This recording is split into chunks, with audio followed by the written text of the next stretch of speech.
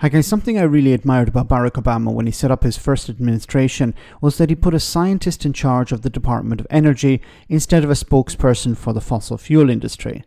There are pros and cons with such appointments, but one thing is, on the surface anyway, that their respective department gets a non-political minister as opposed to an MP. Now, Patrick Vallance, who became something of a household name during the pandemic, was recently made a science minister. And what he had to say about Brexit and immigration should be music to the ears of those who want to see science thrive in Britain. How do you think that the United Kingdom is faring relative to other countries? Well, we're really good at science, but we need to be part of an international science community. People need to know that the UK is open for science partnership. How much did Brexit set us back then?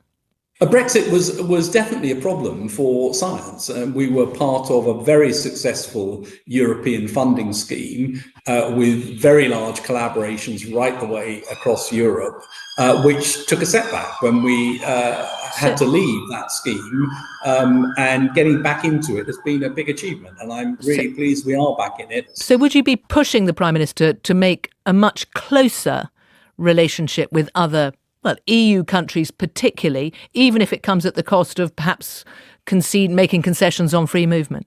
You can't do the type of science that everyone's trying to do to make progress in isolation. You need brains that come with other backgrounds, other thought processes, other training. And do you need a more benign visa regime? All the rules have just been being tightened. That's the direction of travel.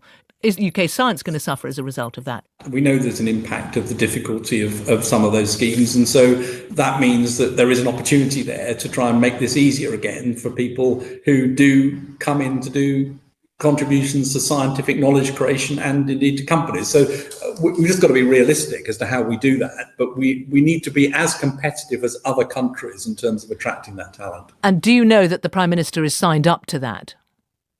Well, the Prime Minister's absolutely signed up to 5 ambitious missions, which all are dependent upon science and technology to deliver them. And he's a massive proponent and enthusiast for making sure that that's science a wonderfully and technology political answer from a scientist. But I presume, given what you're saying, it's going to need to involve a relaxation of some of the visa rules around, for example, dependence for people who come here to research. There are lots of different bits of the visa issue, including the cost, which is very high at the moment for people coming to the UK, that needs to be looked at. And we need to think about how we can make the environment right for people to come who we want to have here contributing to science. Are the adults back in the room? Because it sounds like the adults are back in the room.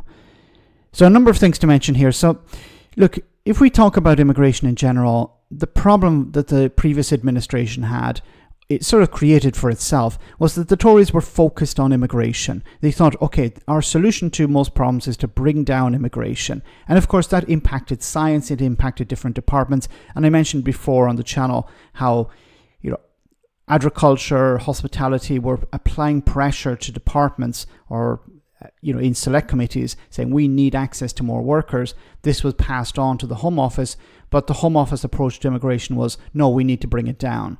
So while we did see more visas issued, it was expensive for those sectors, and that was a problem. Now, the new government, will it promote the idea of being part of or cooperating with EU projects? Well, let's hope that's the case, and it seems to be the case, because we're hearing a lot of pro-European language from this new administration.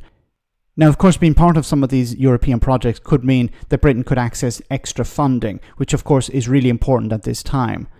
However, the visa system needs to be completely overhauled. We need to get back to something resembling freedom of movement, because scientists wanting to stay in Britain for years should be allowed to bring their dependents with them. Otherwise, they'll choose to work on other projects, perhaps in the European Union. And of course, this will reduce Britain's access to funding because they won't have the scientists. Where the scientists go, so goes the money. It's also the case that scientists and researchers will be required to travel all over Europe for events. So this will be the case for both British and EU citizens, so it makes sense for some sort of change to the current immigration policy. So it's important that the politics is removed from this and that the best decisions for science are made here.